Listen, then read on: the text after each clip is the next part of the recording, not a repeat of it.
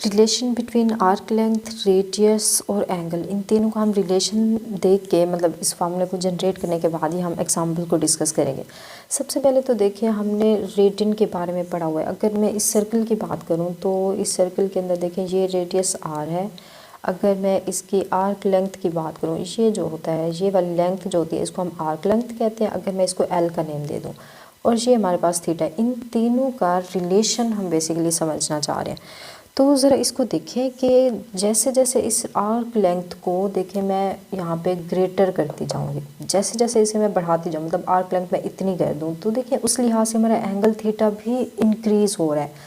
Means कि हमारी length को इंक्रीज़ करने से हमारा एंगल थीटा भी इंक्रीज़ हो रहा है। आर्क लेंथ मैं यहाँ ले आऊँ तो देखिए एंगल थीटा उसका डबल हो गया। तो यहाँ से हमें क्या पता चला कि जो हमारा एंगल थीटा है ये डायरेक्टली प्रोपोर्शनल है एल के, आर्क लेंथ के। मतलब जैसे जैसे यहाँ पे ऐसे कर लें, एल के जो है वो डायरेक्टली प्रोपोर्शनल है थीटा के। जैसे जैसे हम एल को इंक्रीज़ करते जा रहे हैं वैसे वैसे हमारा आर थीटा जो है वो भी इंक्रीज़ हो रहा है। तो अगर मैं यहाँ पे इसका प्रोपोर्शन जो है इसको मैं ख़त्म करना चाह रही हूँ तो इसकी जगह कोई कांस्टेंट नंबर आएगा। अगर मैं इक्वालिटी लगाना चाह रही हूँ तो यहाँ पे थीटा और यहाँ पे कोई सी कांस्टेंट आएगा।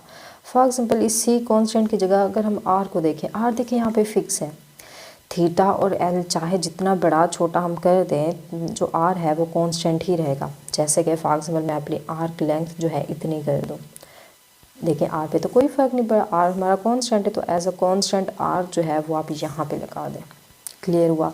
अब देखिए मैं अपना अगर यहाँ पे एंगल थीटा ग्रेटर कर दूँ तो लेंथ हमारी लेस यहाँ पे ग्रेटर हो गया, इस लिहाज से यहाँ से देखिए और यहाँ पे तो मतलब थीटा को इंक्रीज़ करने से मैं अगर यहाँ ले आऊँ तो आर्क लेंथ मज़ीद ग्रेटर हो गई है, बट हमारे रेडियस पे कोई फ़र्क नहीं पड़ा तो एज अ कांस्टेंट है। तो यहाँ से देखिए फार्मूला जनरेट हो गया है, एल इक्वल है आर थीटा के।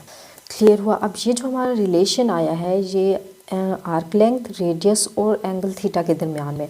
अब सवाल यहाँ पे ये पैदा होता है कि जो ये एंगल थीटा हम यहाँ पे मेजर करते हैं ये रेडियन में आएगा या डिग्री में आएगा। तो ये हमेशा इस फॉर्मूले के अंदर हम जो ये थीटा होगा हमेशा रेडियन के अंदर मेजर करेंगे। अब अगर लेंथ और रेडियस की बात करें तो ये metres, in terms of metre भी आपको दोनों गिवन हो सकते हैं, in terms of centimetre mostly हम सेंटीमीटर ही आपको गिवन होता है, वो तो आप क्वेश्चन के अकॉर्डिंग देख लेंगे। बट जो एंगल थीटा होगा वो हमेशा आप रेडियन में ही इसके अंदर यूज़ कर सकते हैं। रेडियन के लिए अगर आप डिग्री में करेंगे तो आपको क्वेश्चन गलत हो जाएगा।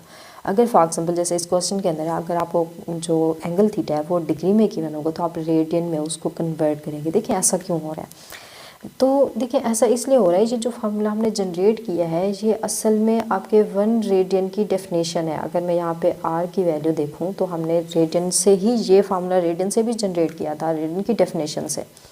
तो रेडियन की डिफाइन में ये कहती है कि जितना ये लेंथ है इस लेंथ की यहाँ पे देखिए अगर मैं स्ट्रेट लाइन एक ड्रा करूँ, जितनी लेंथ ये आर है उतनी लेंथ मैं ये वाली लूँ और अगर इसी लेंथ को मैं कर्व करके इसके ऊपर लगा दूँ, मतलब यहाँ पे इसको आर्क लेंथ बना दूँ। कहने का ये मतलब है जितना ये आर, अगर ये 1 सेंटीमीटर है तो ये 1 होगा, अगर ये 2 सेंटीमीटर ये 2 होगा, ये 5 है तो ये भी 5, मतलब इक्वल लेंथ की होगी।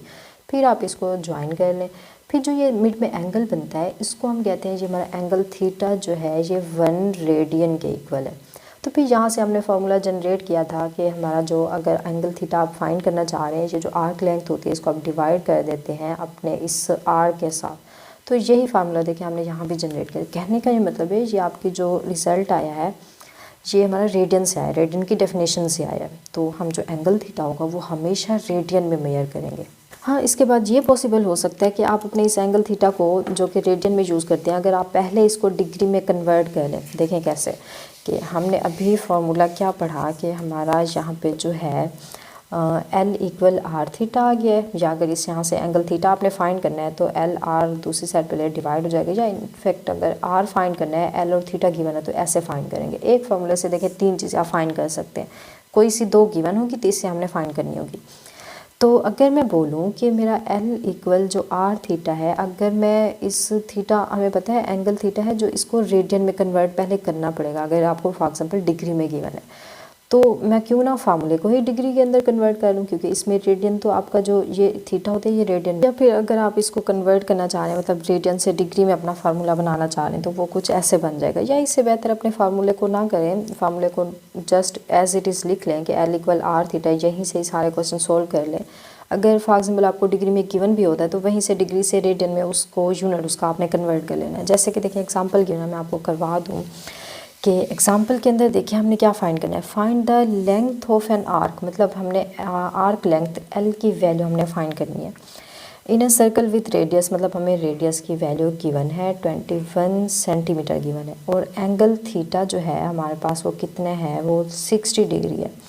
अब एट ओरिजिन हमें पता है ये जो आपका एंगल थीटा होता है स्टैंडर्ड पोजीशन उसकी होनी चाहिए, ओरिजिन से स्टार्ट होना चाहिए, जो कि हमें गिवन है।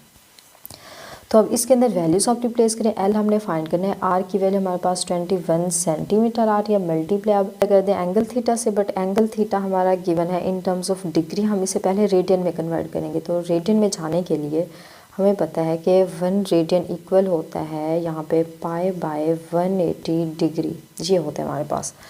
तो आप देखें वही आ गया कि रेडियन से डिग्री में जाने के लिए पाई बाय 180 से आप मल्टीप्लाई करें, या उन्होंने क्या किया है देखें 1 रेडियन पाई बाय 180 डिग्री भी हो सकता है, या आपका 2 पाई बाय 360 डिग्री भी हो सकता है, ये भी ठीक है। उन्होंने क्या किया देखें आर थीटा आपका वही आ रहा है और 2 पाई बाय 360 लगा दिया, ये भी आप लगा दें। यहाँ देखें इसकी मैं कटिंग करूँ, 2 का टेबल अप्लाई करूँ तो ये पाई बाय 180 डिग्री बन जाएगा, तो ये भी ठीक है। या आप इसको यहाँ पे पाई बाय 2 मतलब 90 इन टर्म्स ऑफ 90 लिखें तो वो भी आपके पास ठीक होगा। अच्छा खैर, तो अब इसमें देखें कि आप इसको ज़रा सिंप्लीफाई करें, 0 0 से कैंसिल कर लें और पाई बाय यहाँ पे 6 का टेबल हो रहा है अप्लाई, 6 3 ज़ा 18, तो मतलब यहाँ पे पाई बाय 3। वैसे भी इन जनरल हमें पता है कि 60 डिग्री कितना होता है, पाई बाय 3 रेडियन लाजमी लिखना है, रेडियन के। अब देखिए हमारा एंगल थीटा भी रेडियन में कन्वर्ट हो गया है, तो पाई बाय 3 यहाँ पे रेडियन आप लगा दें, तो L की वैल्यू देखिए यहाँ से आ जाएगी। अब इसको आप थोड़ा सा सिंप्लीफाई कर लें, यहाँ पे 3 1 ज़ा 3 3 7 हो जाएगा, तो मतलब 7 पाए, और ये आपका यूनिट जो है लेंथ है, लेंथ आपका सेंटीमीटर में गिवन था, रेडियस तो ये भी सेंटीमीटर में आएगा। तो मतलब L आप इसको मल्टीप्लाई मज़ीद कर लें कि पाई की वैल्यू कितनी होती है 3.141 सेंटीमीटर, आप इसको मल्टीप्लाई कर लें या यहीं पे आप आंसर छोड़ दें तो ये भी ठीक है, ये भी आंसर आपका ठीक होगा। क्लियर हुआ? तो अब देखें या इसको आप ऐसे भी कर सकते हैं कि अगर मैं देखें यहाँ पे पाई की वैल्यू जो है पॉइंट्स में रिप्लेस ना करूँ, जैसे हमारे पास L इक्वल आ रहा है 7 सेंटीमीटर, यहाँ पाई की वैल्यू अगर मैं 22/7 वैल्यू मतलब पॉइंट्स में अगर हम आंसर नहीं देना चाह रहे तो ये पुट कर दें, तो L इक्वल देखें 7 7 से कैंसिल हो गया, 22 यहाँ पे सेंटीमीटर हमारे पास पॉइंट्स में आंसर नहीं देना तो 22 सेंटीमीटर, ये भी आपका ठीक होगा। देखिए यहाँ डिग्री नहीं था, ये रेडियन, डिग्री से रेडियन में जाने के लिए पाई बाय 180 यहाँ पे रेडियन आएगा, तो ये रेडियन में हमारा हो गया। क्लियर हुआ?